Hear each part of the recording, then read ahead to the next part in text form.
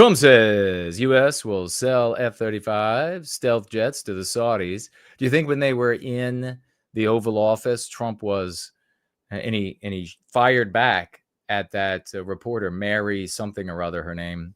Do you think ABC fired back at her because he was not using a bidet?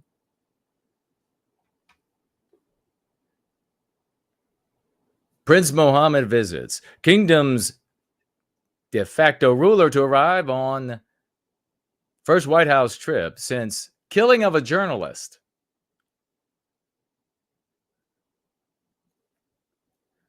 Donald Trump is to welcome, which just happened, Mohammed bin Salman to Washington on Tuesday in a red carpet visit expected to result in the sale of highly advanced U.S. F-35s. But isn't that the question? Are they actually going to get the highly advanced F-35s? I guess we'll talk about that in a second. Fighter jets to the Gulf monarchy. The Crown Prince's arrival in Washington will be his first White House visit since the killing in 2018 of Washington Post journalist and critic of the kingdom, Jamal Khashoggi. The U.S. later determined Khashoggi's murder was approved by the Crown Prince, leading to global condemnation. So Mary Bruce, I think, from ABC, she decided to ask some questions in an impertinent way, to ask about this journalist, which of course is kind of inappropriate for the setting. But also she asked, of course, about Epstein, and she asked, what else did she ask about? Something else that Trump was connected with. Make no mistake, when it comes to Epstein, if there was anything there, and we've mentioned this before when we were quite upset with Trump and his dismissal of Epstein's documents all being opened and revealed the files, that if there had been anything there that could have brought Trump down, the Democrats would have used it. They threw everything, even the bidet, at him. And they would have used that as well. What is, for the love of God, let's see if we can fix that. What's really going on here, as we mentioned back then, is that there are obviously friends in the government, allies in the government, elected officials, people in the bureaucracy who went to the Epstein Island, who is, of course, my opinion, and they would be done if that information got to the public.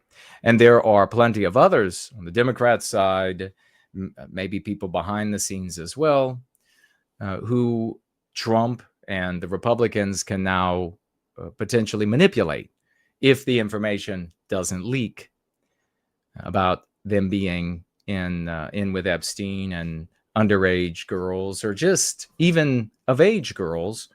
But they're held to a higher bar when you're in government. And so you can't be going to orgies and the public finding out about that. It's just, no. And that's why, of course, there have been these intimations that this could really cause a crisis of leadership in the country. So many people, so much of the electorate would say, God, they're either with people of age, but they're having all of this debaucherous orgies and stuff, or they're with minors, and this is child rape. And so that's what I imagine is behind the dragging of the feet, not because Trump had done anything that would undermine him and his character. But she asked these things, Mary Bruce, and Trump then chastised her right there on the spot and threatened to pull the license. Of course, he would have to have the FCC do this, but threatened to pull the license by way of the FCC of ABC. And this, as you all know, is something that I've been arguing for many, many years, that before we were streaming, before any of this, that as we recapture our destiny, more and more of our people come on board for white well-being, but more broadly, the lexicon is being used by more and more white people, creating a people out of our deracinated race. That one of the steps that can be taken when it comes to these media companies is to pull their license. Because if you pull their license, they cannot broadcast. Now, why would pulling the license not work today? Because of the moral tapestry of the country. Too many people are too anti-white. Too many people, too few people are concerned with the well-being of Western kind, and therefore the well-being of themselves individually. So they cannot endorse extreme measures. They will not endorse extreme measures. If you have a sizable part of the white population in the United States, and when I say sizable, I don't mean like 80%, 20%, 5%. I don't know what the magic number would be. But if you have enough people using the lexicon, and a politician wants to take a step like this, how will they receive that news? They'll say, good, that media empire is harming our people, Western kind, and therefore me individually, therefore the people who are around me that I care most about, my family members, my friends. Currently, your average white person is far more likely to be a cuck than anything. And if they were to hear, oh, we're pulling the license for ABC, what's the reasoning going to be to pull their license? That they're mean, that they report inaccurately? The average white cuck is going to say, wait on my beach. Let them lie. Let them. But what happens to an abstraction? What happens to the arguments of freedom of speech in light of the moral argument of the well-being of our people, and therefore the well-being of ourselves as individuals? Well, you can see when we look at the other side of the spectrum when it comes to anti-whites. They run roughshod over freedom of speech, freedom of association, right to self-defense, national borders, on and on and on, because of the social morality. So if you want to have that kind of outcome, then you need to supplant the anti-white immoral imperative, our social morality, with a white positive moral imperative created by the Go Free dialogic. That's how that works. So no, Trump's not going to be able to pull the license under any argument, because there'll be no support. You then say, well, what about the legality of it? Well, could they sue? Could they?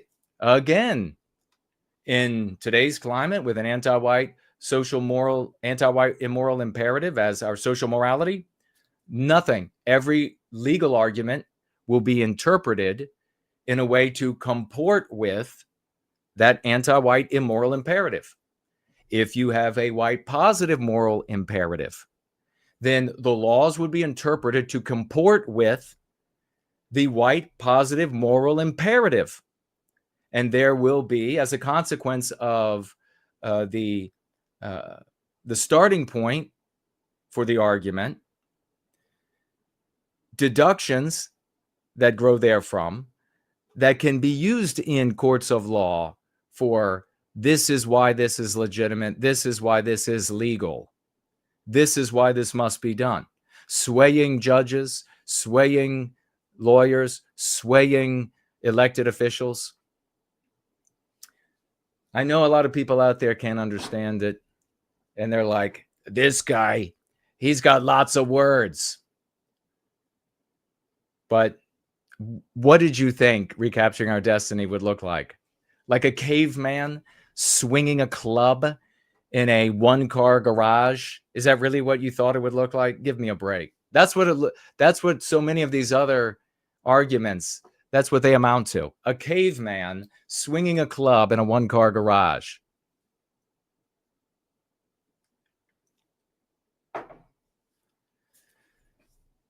So let's continue. The Crown Prince's arrival in Washington will be his first White House visit since the 2018 killing.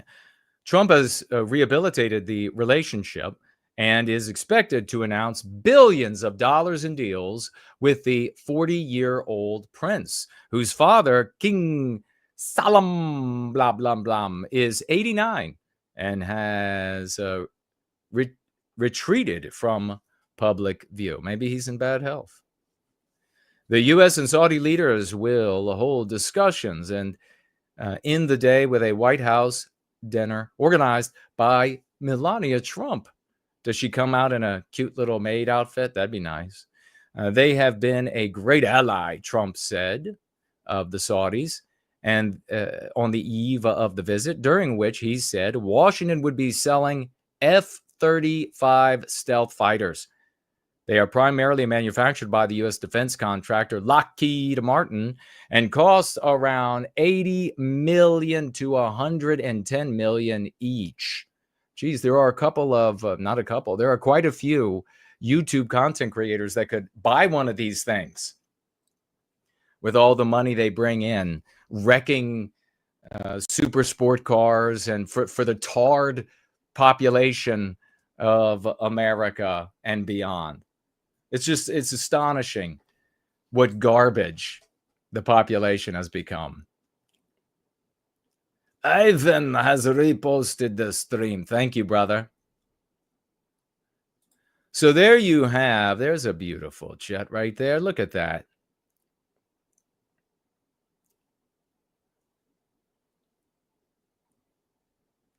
All right, more talk about the reporter that got himself executed. Who is this saying? I hope they look at the American values of human rights and democracy, besides any economic ties and selling weapons, she said. There's something missing, she added, which she said was looking for real justice. Khashoggi's dismembered body has never been found. Right. The sale of the jets is also significant, as it would mark the first delivery of the advanced fighter jets to a Middle Eastern state apart from Israel. For years, the U.S. has exclusively supplied Israel with advanced weapons to give the country an advantage against its neighbors. Now, I don't know if they're going to talk about that here, but back in when Bush was in office, maybe 2000, whatever, 8, there was a naval vessels. What was the rest of it? I can't. Bush signed into law something called the competitive advantage or edge, quality and military edge, maybe QME, something like this. Y'all could check it out to make sure if I'm right. And effectively what that said, which is insane, is that the United States had committed itself by law to ensure forevermore that Israel, that a foreign country, would always have the superior weaponry in the Middle East. That we would always ensure that no matter what the other countries in the Middle East had, the United States, and in other words, the white race, would make sure that Israel, by law, had better weaponry. And that is what a bunch of Israel firsters, whether in Israel or the United States or elsewhere, are now bitching about. They said, you've got a law that says that you have to make sure that we have superior equipment compared to everyone else in the Middle East. And if you sell them the F-35s, that's what you've sold us. So we wouldn't have an advantage. We wouldn't have an edge on everyone else. And Saudi Arabia, they further complained, is quite close. The speed an F-35 could travel, they would be here in the blink of an eye. And so therefore, you cannot make this sale unless, some of these Israeli firsters are saying, unless you get the Saudis to sign on to the Abraham Accords. You get them to sign on to the Abraham Accords as a condition for the sale, then we would be okay with them being sold F-35s. It's curious because I think they wouldn't be okay with it, even as a condition. I'm guessing that there is pressure to ensure that the Saudis get the junk F-35s, the basic F-35. Currently, Israel gets custom F-35s. They get the most advanced tech, and it's updated regularly on the F-35s that you and I and all the rest of the white population build and create with our genius and then pay for to be sent over there to make sure that that little country, that hostile little belligerent shit, can annihilate all of its neighbors at any desire, any moment that they wish. So my guess is that we'll end up with the basic version of the F-35 being sent over to Saudi Arabia, sold to them, and Israel will continue to have their state-of-the-art, advanced, customized F-35s. And then the Israel firsters will be fine with the sale. But it is interesting. I don't know that Trump needs to sell F-35s to them. So I don't know exactly, and none of us can know. It would be pure speculation. But interesting that he would sell anything like that to them. Might it be that he is creating a counterbalance to Israel in the Middle East? Saudi Arabia, they've been pretty lousy militarily. They cooperate with the United States, but on their own, not the best fighters, not the best military. Will the United States be holding regular high-level training for the Saudis when it comes to the F-35s and their operation? Will the F-35s be equipped with kill switches by the United States that the Saudis won't know about? Will they be equipped with kill switches that the Saudis will know about? I don't imagine that anything is going to be left to chance. And of course, we here know that there's no use in complaining about Israel firsters because bitching about them doesn't hurt them. Bitching about them doesn't undermine them. Bitching about them doesn't pull them down. Bitching about them doesn't bring the day when they disappear and go live on a better planet somewhere else. No, the only thing that can contend with Israeli firsters are Western kind firsters, a people to contend. And that then we have an opportunity to say, no, this isn't in our interests as Westmen, white men, women, and children. It isn't in our interest. It doesn't serve our well-being to have this qualitative military edge, law on the books, requirement on the books, so that Israel can always have this advantage vis-a-vis everyone else in the Middle East. It's not serving us. If anything would serve the United States, it would be a balance of power in the Middle East so that we could play them off of each other to always get what we wanted at the end of the day. Maybe even three powers that could all balance each other out. But it wouldn't work for Israel, and so therefore not going to work for the Israel firsters. Is the sale going to take place? Is Saudi Arabia going to get the state-of-the-art F-35s, or are they going to get the basic bitch model Is it going to come with a kill switch so that the U.S. can turn them off if they ever decide to be in a conflict engage in any sort of conflict with Israel? Kind of like pagers blowing up. Could you just see all of the $110 million F-35 suddenly blow? Now, it couldn't be that. I'm sure the Saudis will disassemble them, but something hidden in the software, now that's something else.